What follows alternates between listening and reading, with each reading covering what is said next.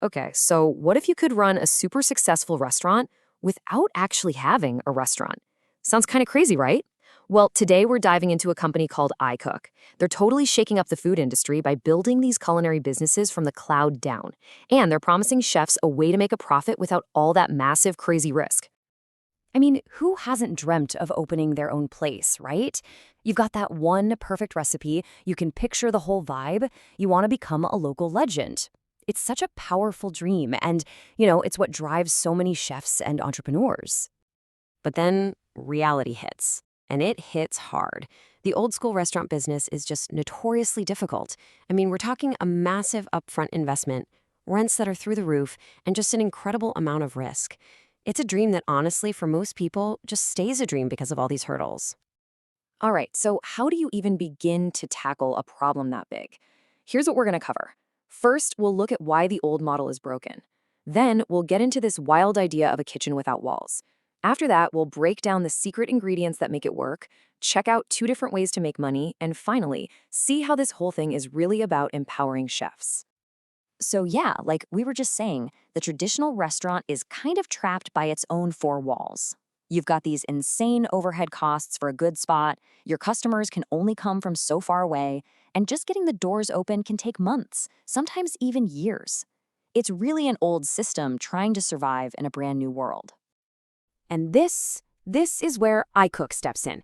They're putting a pretty radical solution on the table. A restaurant that isn't stuck behind its walls. A kitchen that can, in theory, exist anywhere and serve customers everywhere, all thanks to the cloud. And here it is, their core promise, summed up just perfectly. They want to help chefs scale their culinary vision with low risk, low capital, and full operational support. I mean, come on, low risk, low capital, and full support, that is the game changer right there. And when you put them side by side, the difference is just stark. You've got the old way over here, crazy high rent, you can only serve people in your neighborhood, and it takes forever to launch. And then you've got the iCook model. Super low overhead, you can reach customers on all the delivery apps, and you can be up and running in just a few weeks. It's a no-brainer, really.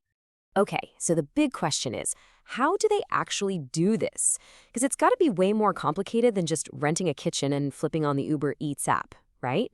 You bet it is. There's a real recipe for success here, and it's built on a few key secret ingredients, if you will.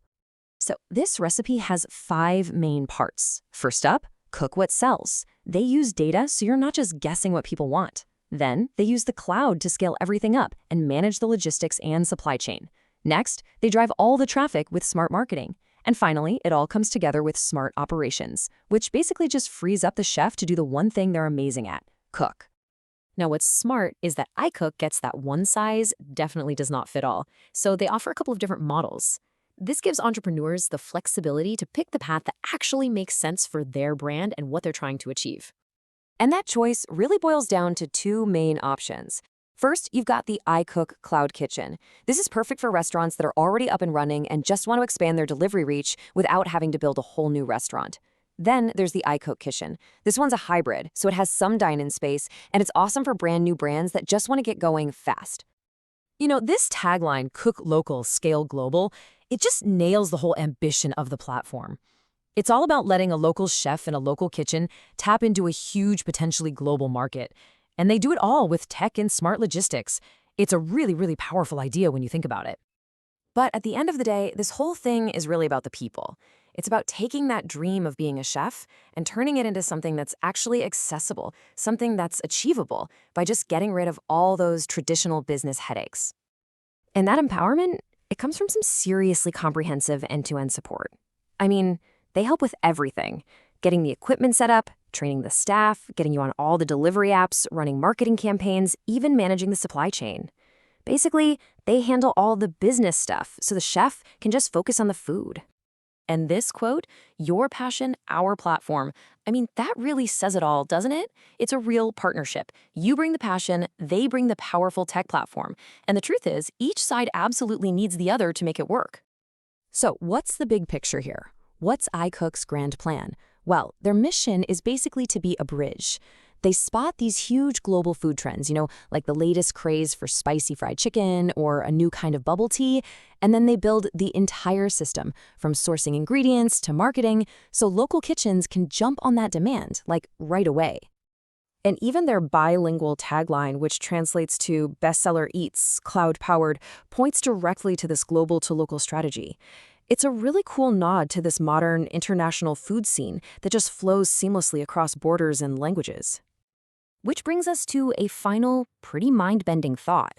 As these iCook-style models start to take off, are we looking at a future where the best restaurants aren't defined by their fancy address or their cool decor, where it's not about the dining room at all, but about how efficient their kitchen is and how far their digital storefront can reach?